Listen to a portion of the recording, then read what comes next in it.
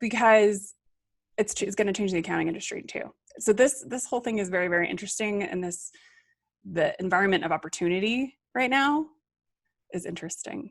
I'm Jamie O'Kane, CPA, Small Business Advanced Tax Planning and Compliance Extraordinaire, and this is the Abundant Beans Podcast, the podcast that takes my love for learning what makes people tick while digging into the good, bad, and ugly of small business ownership.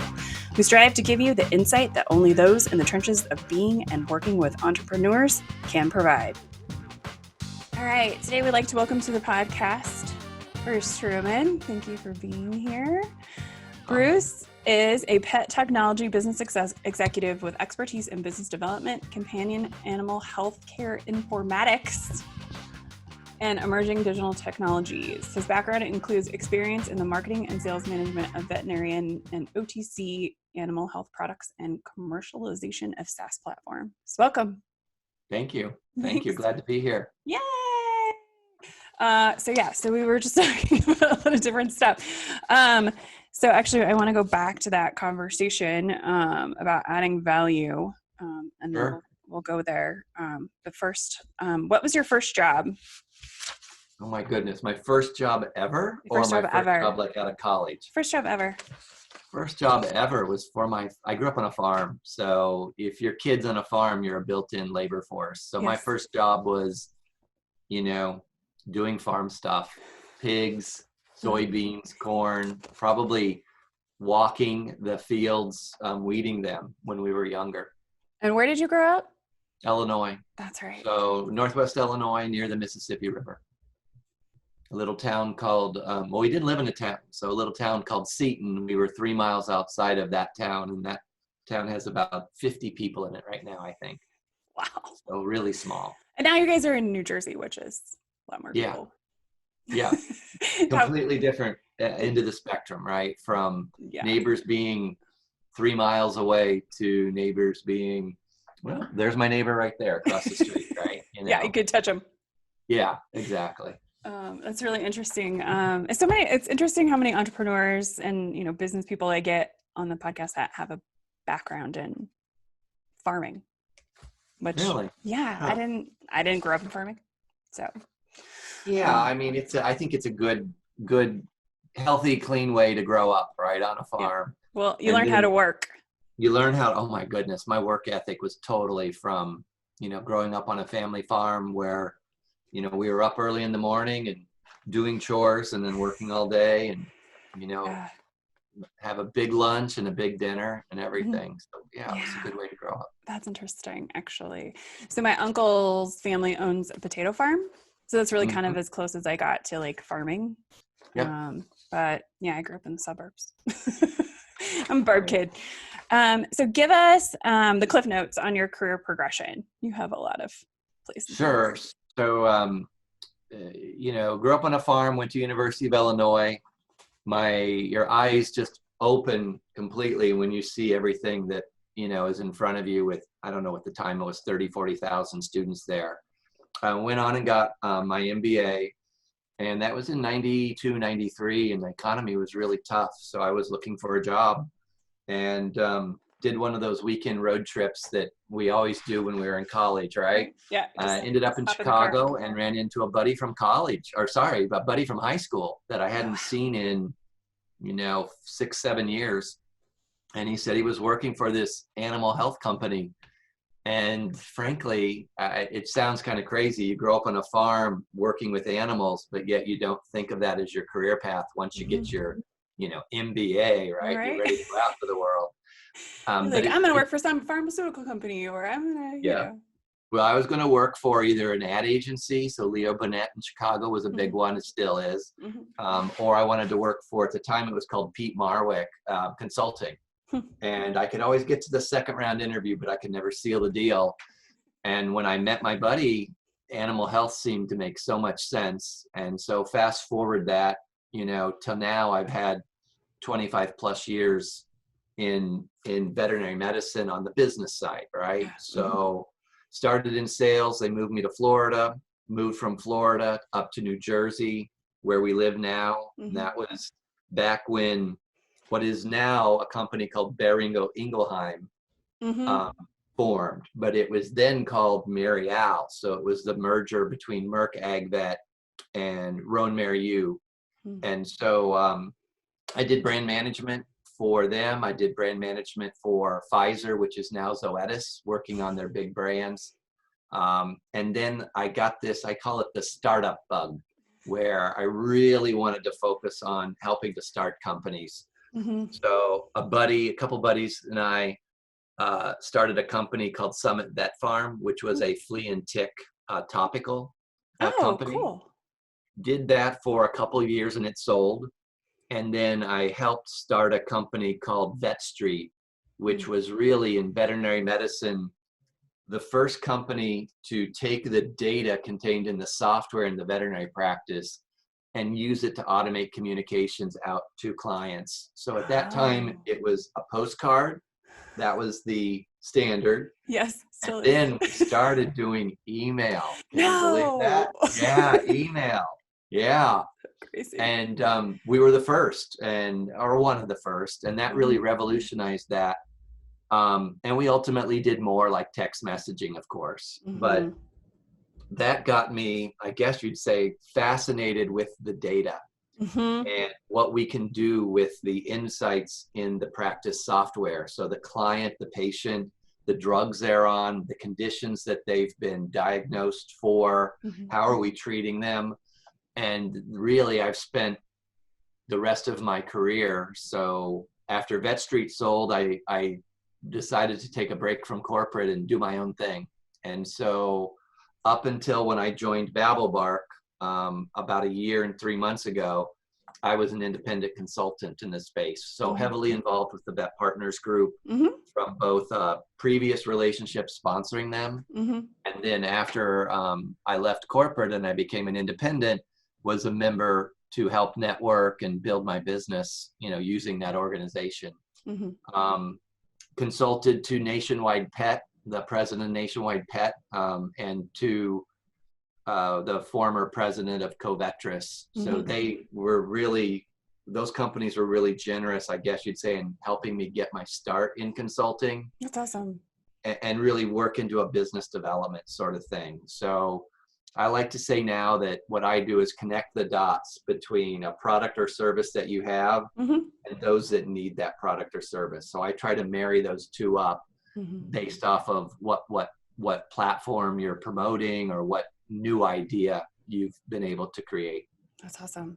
So tell us a little bit about BabelBark and how it works. Sure. So at a really high level, we are a pet-centric app. And we make it easy to care for the pet by putting all the care providers onto one platform. So our platform is where you would help manage your pet's life. So your veterinarian, your groomer, your boarding, your sitting, your daycare, you would connect to all those providers and then schedule appointments, soon pay them, all on our platform. Now, for veterinary practices, we have to solve a unique problem. So each of our business segments, whether it be a groomer or a boarding facility or a pet sitter, they all have unique needs. So the veterinarian's need is, well, and that's changed, right? It's changed just in the past week or two. Which is crazy. Yeah, so what we try to do is help veterinarians free up their exam room by moving as many cases to remote care as possible. So and what we find in veterinary practices that are successful, they're short on doctors, they're short on staff, they're short on exam rooms. And so if we can take cases and say, that's just a recheck on a suture line, that can be done by, depending on the protocol of your practice, either a veterinary assistant or a credentialed veterinary nurse, right? So that can be done remotely. So let's move that to remote on our two-way messaging platform and allow that case to be managed there and not tie up an exam room. So the pet parent can just take a picture of the suture line. Yeah. So what we do is we say, doctor, do not do those cases in the clinic. Schedule them all on your calendar remotely. Give the client this handout. It's that simple, which basically tells them before the appointment, take a picture of the condition or the suture line, upload it to us with any comments. and make sure you filled out everything else on the BabelBark app, such as the weight of your pet, the diet that they're on, and any medications that they're on. And then that allows the veterinarian at that set appointment time to review that case and then communicate back to the client. Suture line looks fine. We'll see you in 1 week to take it out. You know, please call the office to set an appointment, something like that.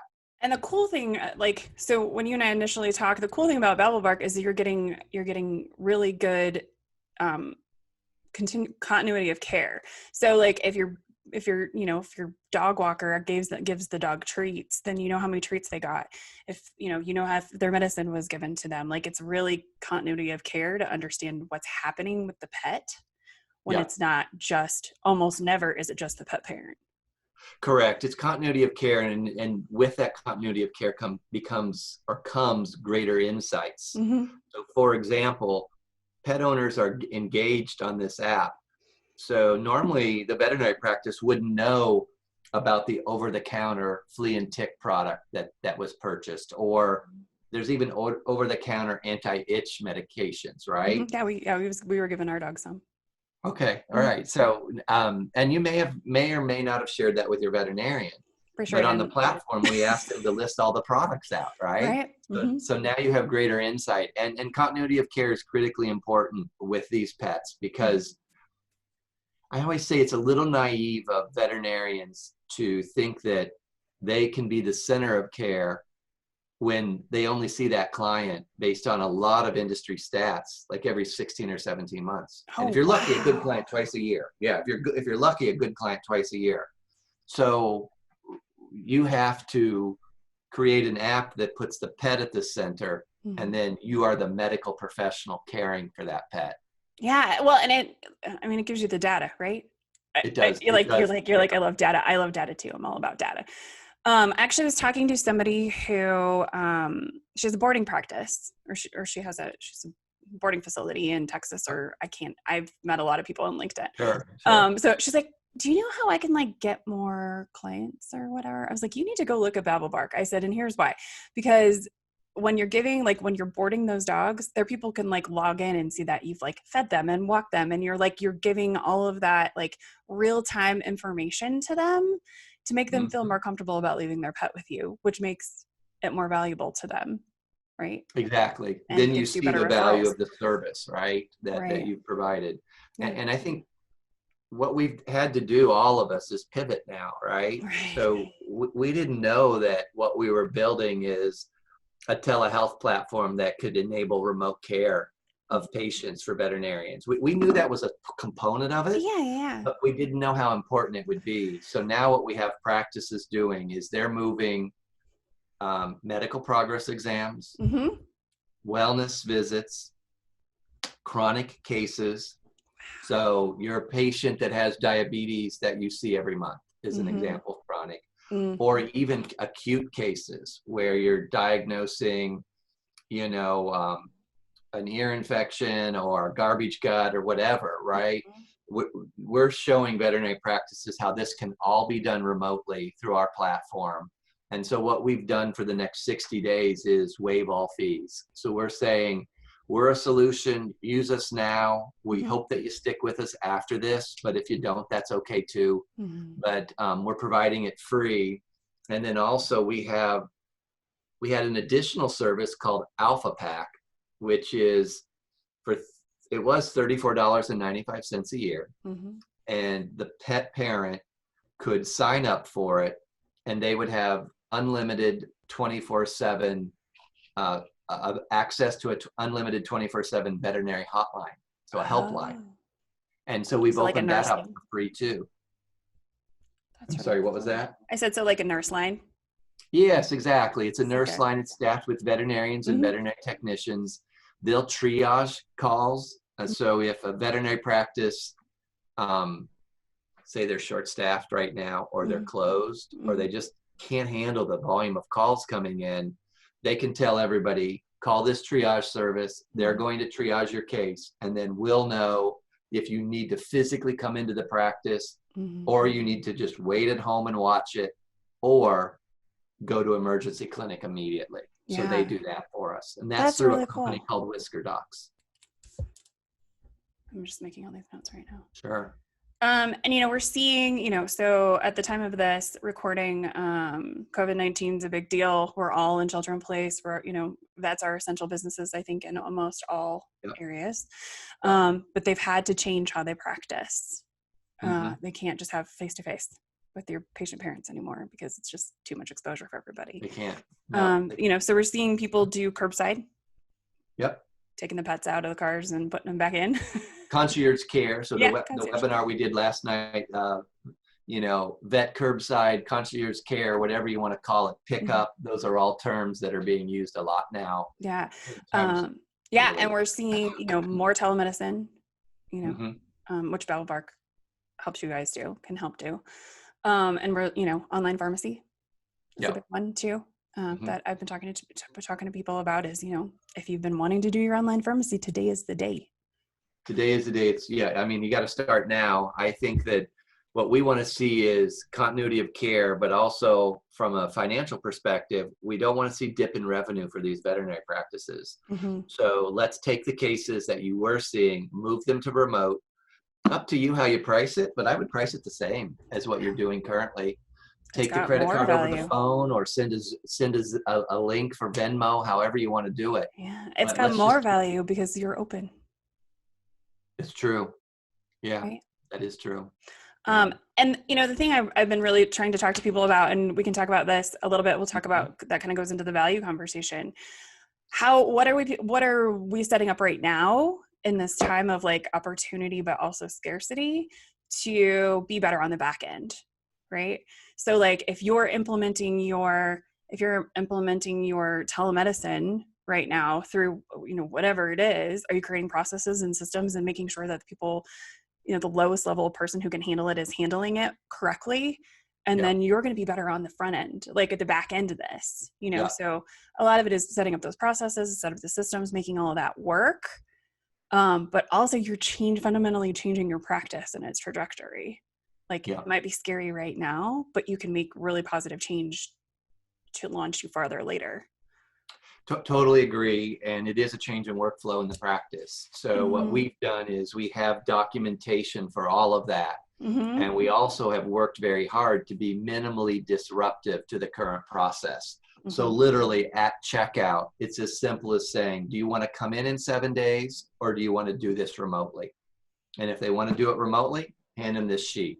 Done. The scheduler then, of course, on the veterinary practice software would then highlight that that's a virtual visit, so you could allocate a resource. But literally we're trying to make minimal disruption in workflow because we want the practice and the entire team to see how well this works and the value that it's bringing. It's a new job. I mean, there could be a virtual veterinary nurse working from home, taking cases all day in a veterinary practice and opening up those exam rooms for the medical cases that need to be seen by veterinarians. Yeah, or the labs or the dentals are all the ones that have to be done in person. Yes. And one thing that popped in my mind, just an important point right now. And I'm part of there's a telemedicine Facebook group that's very active right now. I think over 1,200 members. Yes, I can look it up while we're talking so that we can make sure people get the information. But one of the things that we're suggesting right now is some veterinarians are struggling with, how do I do a wellness exam without the physical?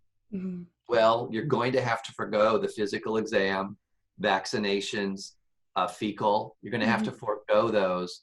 But what we do want to do is see all the patients before VCPR expires.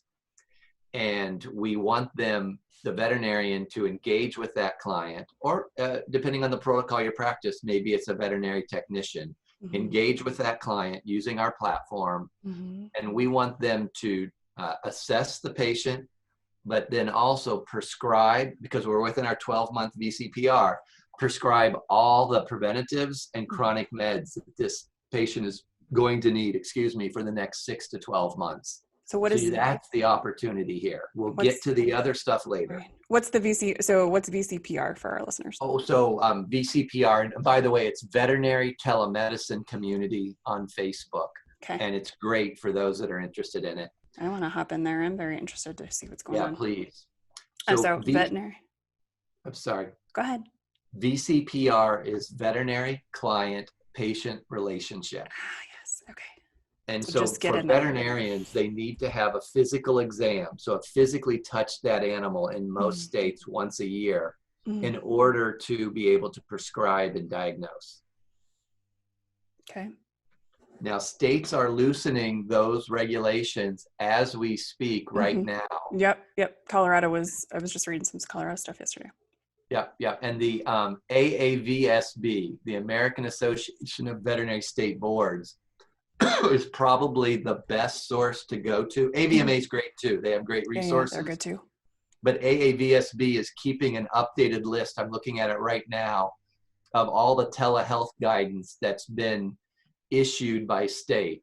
So Idaho, Minnesota, Pennsylvania, Texas, and West Virginia all made changes to whether telehealth is allowed. So West Virginia allows it only in a state of emergency, which they are, but always consult with your local boards before if you're a veterinarian, consult with your local board and get guidance from them.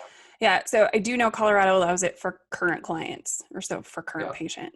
And I think they just changed that about a year ago. They did. So the cool thing about getting in those wellness visits is you can schedule those hands-on visits while you're there. So you can say, we have openings June this time at this time and this time at this time. Which one would you like? Yep. You can build out your book for the rest of the year by just doing those wellness visits by telemedicine right now. Wellness visit by telemedicine with forward booking for the next appointment to do the fecal and blood and whatever else might be recommended. Yeah, that's absolutely the way to approach it. Right. And I think your chronic cases can be managed the same way. So everybody in their practice has a set of diabetes, set of Cushing's, these cases can all be managed that way. And your clients are going to love it because you're being tech forward, you're engaging them, and you're making them feel good about the health of their pet. And kind of tangential to this, but one of my soapbox things, I guess I'd say, we've built the veterinary practice to be based off production and volume. So that puts everybody, at their limit, working really hard. What's missing and what our millennial clients want, and they're the largest pet owning population, what they want is engagement. And engagement does not have to be a phone call. I've got 7 voicemails on this phone right now I haven't listened to, all right?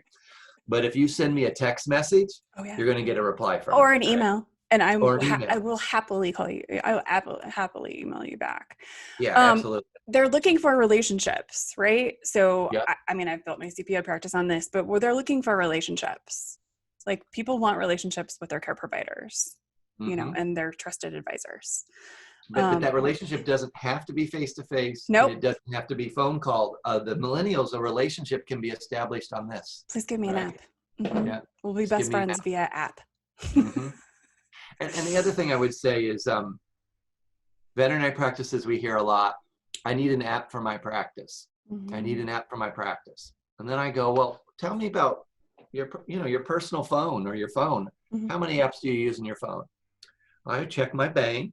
I check Facebook, Instagram, depending on your generation, and I use I use it for travel. So United is a big one for me, right? But there's probably 4 apps I use, and then I'm like, well, doctor, how often are most of your clients seeing you? Twice a year. So do you think they're going to use an app for your practice that they only need twice a year? No, but if you create an app for the pet, because that pet has a sitter, a walker, a daycare, a boarding, a veterinary, then it's going to be used. So what you want to be is in the center of care. Right. It's really interesting because I feel the same way about apps for CPA firms, because I'm like, why? So people can take horrible pictures of their documents and upload them to me once a year. Right. Like, I just don't, what do I need an app for? I don't want to be notification people. Like, we send emails for that. Because nothing we send is really, it's not emergencies, right? Or it's nothing that important. Right. But exactly that answer is no, you don't need a specific app for your practice. You need an app for your pets.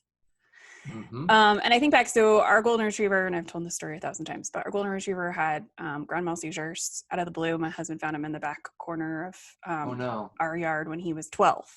Okay. like the week before he turned 12. So this dog was like the healthiest dog on the planet until that day. And we had to take him to the vet, but it wasn't our vet because our vet wasn't open yet. And then they're trying to communicate with our vets, and we don't know what's going on. We don't understand. I mean, I understand a lot of things medically just because I do, because I read and stuff. Right. And I work with medical a lot. Right.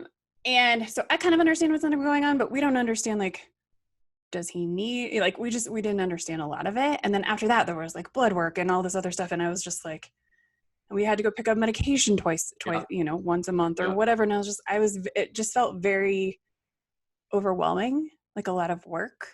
A lot of information. And it was a lot of information, and we had a lot of options, and a lot of it was just like, oh my gosh, what do we do? It would have been really, really helpful to have that asynchronous, or just somewhere to go to like log his medicines and make sure we were doing it on time, and things like that. Like, we created all that stuff, but it would have been nice if we didn't have to go to the vet and then recommunicate everything that had happened. Yeah. In our words, because what do we know? Yeah. So you needed more support. Yeah, we definitely needed call. Yeah, we definitely need more support. And it would have been really nice to just have like check a box, Yeah. Here's the checklist. No. Thankfully I work from home, so I was able to dose him and figure out, his dosing schedules for all of his medications and, whatever. But, and then we have to take him for labs and, the chronic stuff we just don't deal with, and we've never dealt with as pet parents, Right. or really, thankfully, any of us.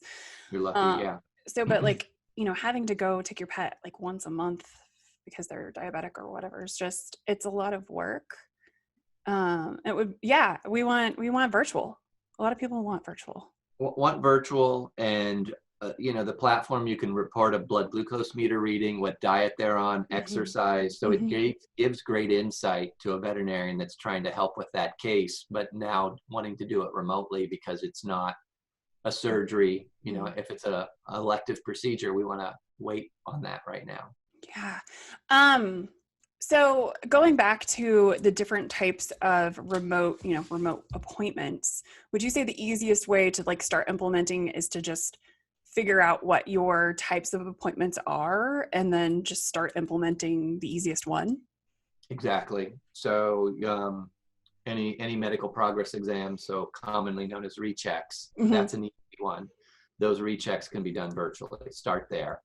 The next big bucket is wellness. So it's the springtime now. So this is the time when you visit the veterinary practice and we get our preventatives for the year and any chronic meds. So wellness is going to be a big one that you'll want to focus on. And that's easy to do too. Right. And then schedule those in-persons while you're there. So while they're on the phone, you get them on the calendar. You got it. We're making an appointment now to get you your meds and assess the patient in 2 months, 3 months, who knows? But we're going to set an appointment for you in June to come in. In June, we're going to do blood, and you need to bring in a fecal sample. Easy peasy. Yeah. So you can charge there, and then you can charge on the other side. That's right. Yeah. So if you want to do a little bit less for the wellness care, for the virtual wellness, and then a little less for that lab one, you make more money on the back end. If there's a silver lining here, it's that you are separating transactions. So you do make this visit a little less of a hurdle, and then we'll do blood work, vaccines, fecal at the next visit. So you're kind of separating those out, which helps. Yeah, and would help a lot of people now too, probably, where they just need to get that wellness in and get the meds figured out, and then they can pay later on the rest of it. Yeah. But you're also lengthening your revenue cycle. True. And increasing your recurring. Man, you could even just set up like recurring monthlies, and then people could just do their wellness cares or your chronics or whatever. They would just have a standing appointment. You could have concierge care. This could be a membership program that is using the platform, and you have a higher level of care because now you would have connections to the veterinary practice whenever you wanted it. So we do have some practices that are putting it into their wellness plans as their premium wellness plan that has this concierge level of care. It just depends on the practice. Some practices have had really good luck with wellness plans and others haven't. I think we're missing out on something if we don't really stress wellness plans in a practice, but maybe you call them something different. Don't call them a wellness plan, call it concierge medicine. Yeah. There's always value in having access to those people without having to make a phone call, or, knowing that if you make a phone call, you'll get to talk to somebody to answer your questions. Yeah.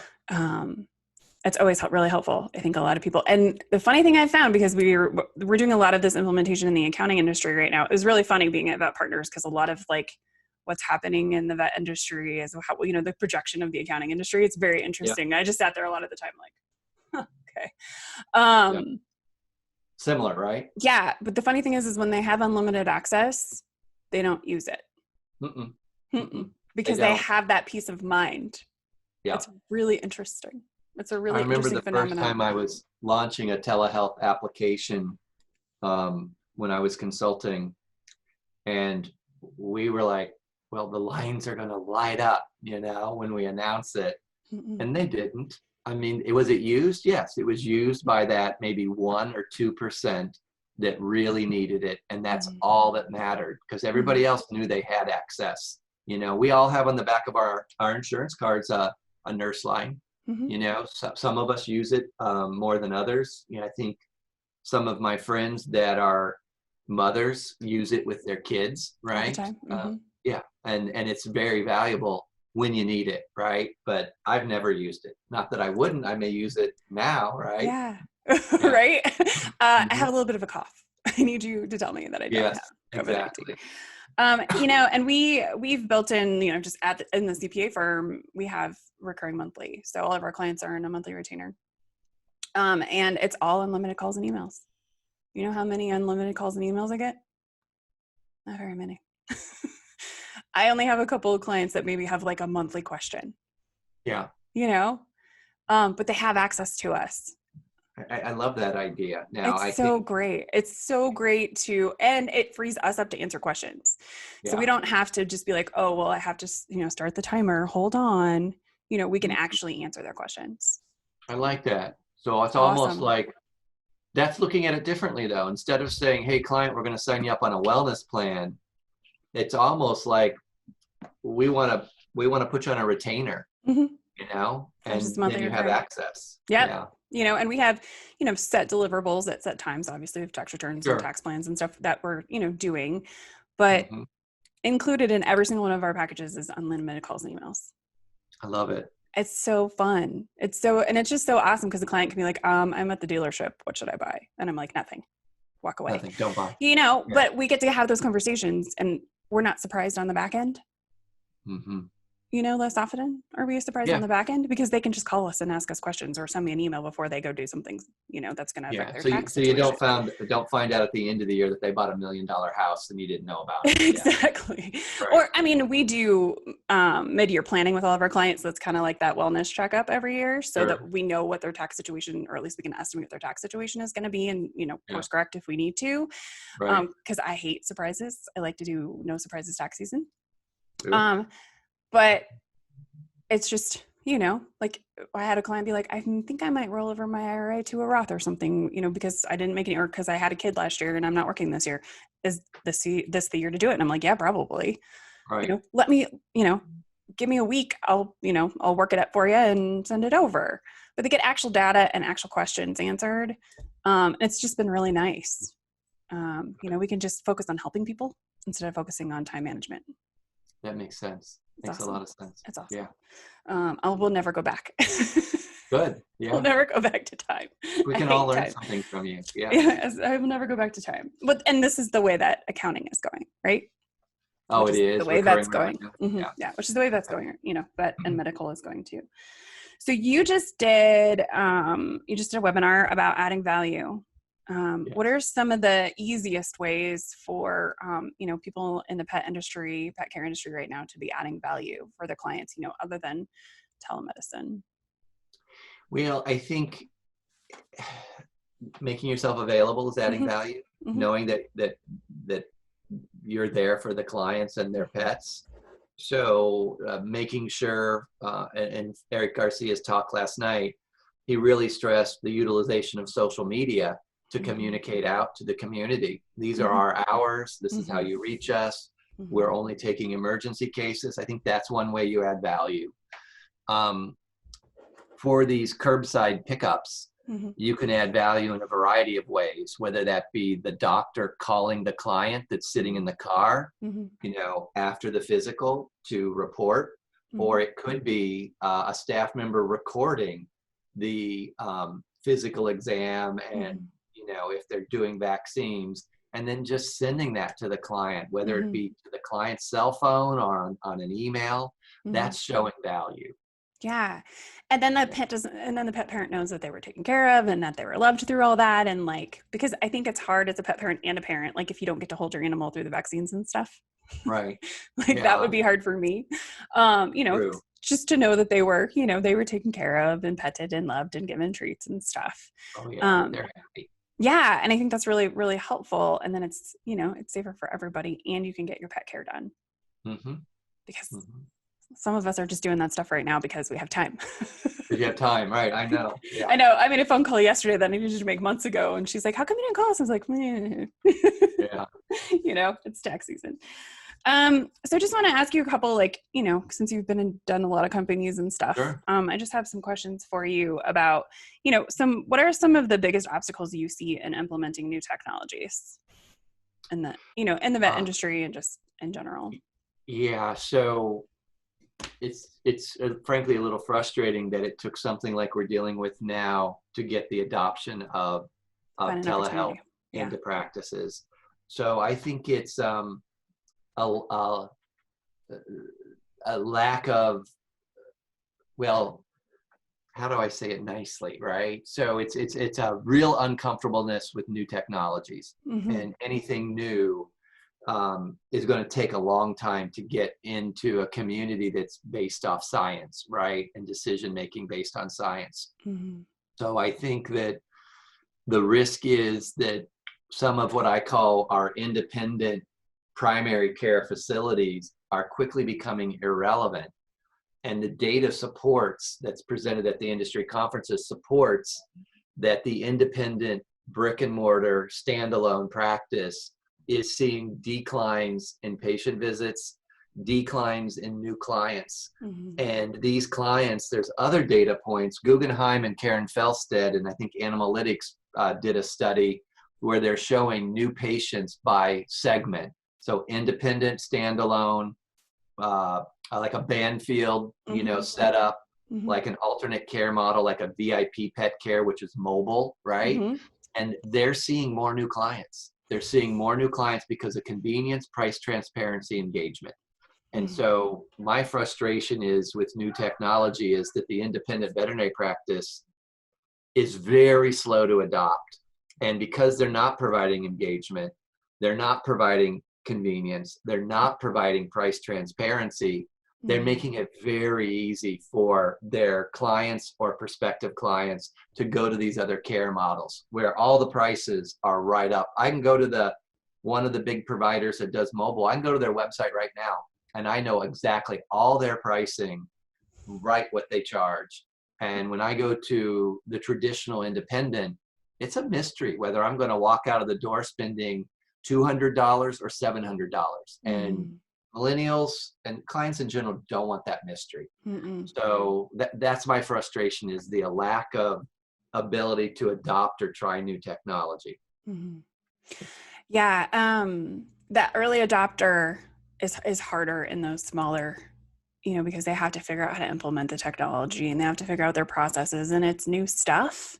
Yeah. But I think, and correct me if I'm wrong, but what I'm understanding and from what I'm seeing with the younger vets coming out of the schools and, starting businesses and things like that, they'd want to build sustainable practices where they don't work 90 hours a week.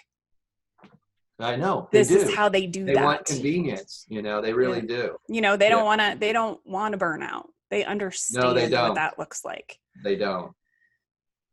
Yeah. So I just think it's very interesting, sometimes it takes something like this.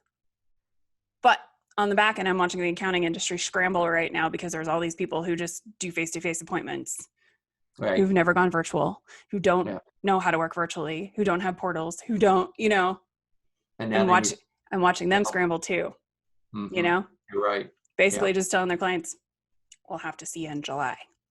Right. Which is not a good answer. It's not a good Which is not a good answer. I mean, yes, there is a segment of the population that absolutely has to have face-to-face because that's all they know how to do. Right. You know, that's the thing. But most of your clients or most clients, they do have the ability to send you emails or to upload to portals. I hope so. Just make it easy, you know, Right. just make it easy for them. Mm-hmm. But it's been interesting to watch this because they're saying accountants are essential too, but I'm like, you guys need to go close your doors right now. Here's your, They are? here's your app stack. Go. Right. So close. You know, because it's going to change the accounting industry too. So this whole thing is very, very interesting. And the environment of opportunity right now is interesting, you know, as people change. It's changing a lot, and it's changing very quickly. And you mentioned early adopters. That's what all of the tech companies find. We all find the early adopters out there. So it's like finding that needle in the haystack. But once you find that needle, then you can create success. And then they're usually innovators and leaders in the space. So once they adopt your technology, then their endorsement or implied endorsement starts trickling down to the others that are then willing to try it. So, you know, I think telehealth platforms are in that phase of, we were early adoption. Now we're getting pretty mainstream adoption by veterinary practices. That's so cool. It makes me excited. It makes me excited for the future of veterinary and the future of sustainability for these practice owners. Yeah. Yeah. And I think that what I love. You know, we got to get rid of these low value practices, right? We have to help them start focusing on operational efficiencies so that they can grow. That's awesome. I'm so excited. It's so funny. I was actually talking to somebody. I was talking to my coach last week, and I was just like, there's so much opportunity right now. And he's like, this is why I need to talk to you. I was like, yeah, I'm freaking the fuck out, but like, there's so much opportunity right now too. Yeah. Yeah. And I was telling, you know, Josh Weissman, I was talking to Josh, and I was like, I can either freak out or I can roll up my sleeves and start helping people. Yeah. You know, it has to be one or the other. I can do those simultaneously usually, right. But you know, like, it helps me not freak the fuck out when I'm helping others. So good. So that's why all this is really kind of fun and interesting to me. You know, obviously I don't want anybody to die or get COVID-19. And I think this is like the worst, you know, this is a really hard thing, but I think we can, this is a catalyst event for the people who take advantage of it. Okay. So before I ask my last question, what is the easiest way for people to find you? The easiest way to find us, BabelBark.com. That is the absolute easiest way to find us. Okay. And then depending on what type of business you are, you'll see at the menu bar at the top, if you're a pet business, there's a way for you to get a demo and communicate with us. And if you're a veterinarian, there's a way that you can schedule a demo or communicate with us. So the website is the best way to find us. Okay, awesome. We'll drop all that stuff in the description boxes. Super. Yeah. And then you're on LinkedIn. Is that the easiest way to get to you? Get to me, Bruce L. Truman on LinkedIn, or bruce@BabelBark.com. Awesome. Because you've started so many businesses, what would be your one piece of advice for somebody who wants to start a tech business? Don't be afraid to make mistakes.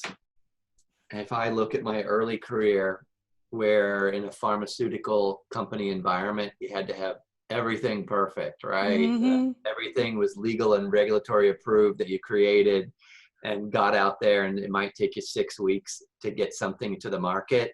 With startups, don't be afraid to make mistakes. If there's a punctuation error, people are going to forgive you. If there's a typo on your website, people are going to forgive you, but they need the information. So get it out there quickly, and don't be afraid to iterate. So that didn't work, a big deal. Let's try this. That didn't work. Let's try this. Oh, that works. Now we learned something. I love that. I love that so much. I was actually talking to somebody the other day. I was like, that's how we learn. We have to make mistakes. I can't tell you how many mistakes I've made in my business, and we're still not where I want to be. Right. And the podcast, I say every other sentence. No, you don't. And it just is what it is. No, you don't. It's good. It is what it is. Thank you so much.